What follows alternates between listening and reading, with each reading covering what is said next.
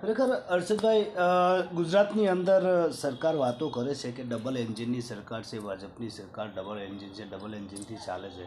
પરંતુ ગ્રામ્ય વિસ્તારોમાં આપણે જોઈએ તો નલ સે જલની વાતો પણ થઈ અને રોજગારની વાતો પણ થઈ. અને જે આ શું કહેવાય કે આવી બાબતો હોય છે તો તેમાં ભ્રષ્ટાચાર પણ ઘણો થયો, એ બાબત પણ આપણે જોઈ છે. રોડ રસ્તાઓની બાબતો પણ જોઈ છે. પણ હવે હું એમ કહું છું કે દાહોદ જિલ્લાની જે સ્માર્ટ સિટીની પણ વાતો થઈ છે એ પણ બરાબર છે, બધી વસ્તુ સાચી.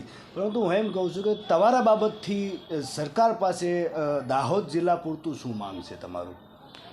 સૌ પ્રથમ તો હું તમને ટ્રાઇબલની વાત કરું કે આ આદિવાસી બહુમૂલ્ય જિલ્લો છે.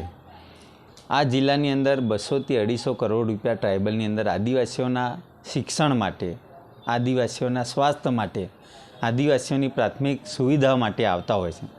એની અંદર પણ આ લોકોએ ભ્રષ્ટાચાર કરવામાં કોઈ પાછી પાની રાખી નથી. 6 નકલી કચેરી પકડાઈ અને એની અંદર સેંકડો કરોડ રૂપિયા અહીંયાથી ઉપડી ગયા. તો સામાન્ય 1-2 અધિકારી પાસે પૂછપરછ કરી, પરંતુ કોઈ સાંસદ સભ્યને કે કોઈ ધારાસભ્યને પૂછપરછ કરવામાં આવી નથી. ટ્રાઇબલની અંદર એક સામાન્ય હેન્ડપંપ લેવાનો હોય તો પણ ધારાસભ્ય કે સંસદ સભ્યની ભલામણ વગર થઈ શકતું નથી. એટલે આ મોટો ભ્રષ્ટાચાર, આદિવાસીઓના રૂપિયા અહીંના સાંસદ સભ્યો અને ધારાસભ્યો ઉચાપત કરીને ખાઈ ગયા. અને એક બહુ મોટો તપાસનો વિષય છે. અને આ તપાસ થાય અને એમના પૈસા ફરી આદિવાસીઓને ફાળે જાય એવી હું સરકાર પાસે આશા રાખું છું. અને બીજી બાબત એક મારે તમને કહેવી છે કે ગ્રામ્ય વિસ્તારોમાં જઈએ તો અલગ અલગ તાલુકામાં જે પશુ દવાખાનાઓ આવેલા છે, પણ ત્યાં કોઈ જાતની સુવિધા અને શું કહેવાય કે તેમના વાહનો પણ બેકાર ભીષ્મ હાલતમાં હોય છે. તો એ બાબતે પણ તમારું શું કહેવું છે?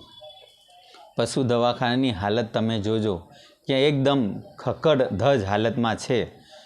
બહુ પશુઓ અહીંયા દાહોદ સ્માર્ટ સિટીમાં રખડતા હોય, ગામડાઓમાં રખડતા હોય, પણ એમની સેવા પણ થતી નથી.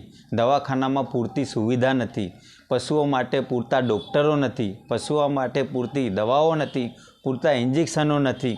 આદિવાસીઓ દૂર ગામડામાંથી પશુઓને લાવે, ત્યાં દવાખાનું નહીં હોય, ડૉક્ટરો હાજર નહીં હોય, પૂરતા ડૉક્ટરો નહીં હોય. એટલે ખાલી નામ પૂરતા પશુ દવાખાના છે, પણ પશુઓની કોઈ ધ્યાન રાખવામાં આવી નથી. કોઈ પશુઓના સ્વાસ્થ્યની વ્યવસ્થા કરેલ નથી.